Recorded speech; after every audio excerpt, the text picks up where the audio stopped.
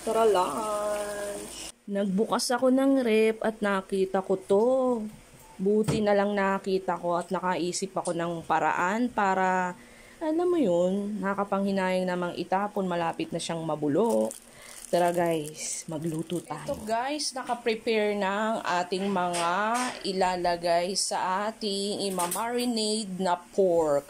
So let's go, let's start. Ulan na natin guys, maglagay na tayo ng 1 cup of soy sauce, 10 tablespoon of calamansi, 6 cloves of garlic, 1 cup of Coca-Cola or soda, kahit anong soda na meron kayo guys. 3/4 cup of tomato ketchup.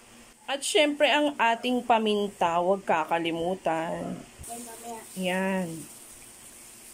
Ibabad natin siya guys for 1 hour. Kahit 1 oras lang, okay na yan. So after 1 hour, isa lang na natin siya. Buksan sa medium heat. Ay, hindi pa pala bukas. Medium heat lang guys. Yan. Pakuluan muna natin siya guys. Hintayin lang natin kumulo. Tingnan nyo guys, open na natin. Kumukulo na siya. Ayan, diba?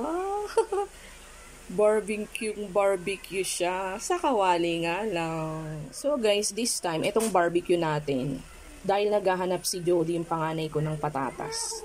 Try natin lagyan ng patatas. Yan.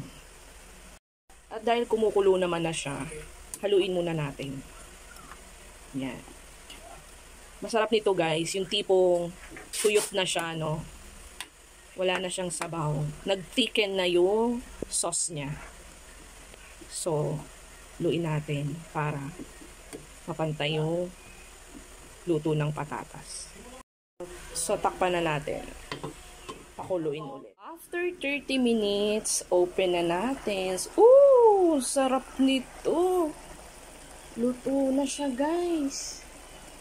Haluin muna natin. Ang sarap.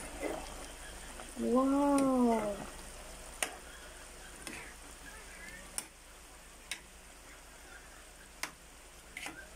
Kulang pa, guys. Kailangan maging malagkit siya.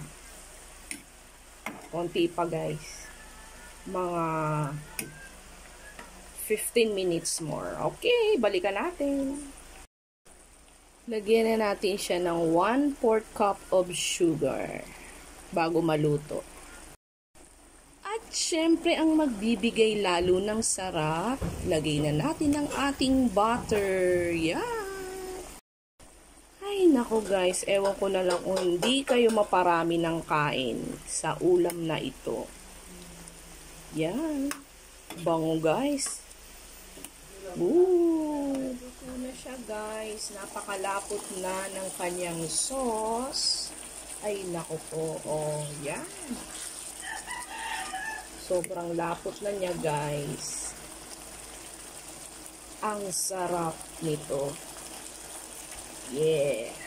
Kain na lang. Ready to serve. Tara lunch.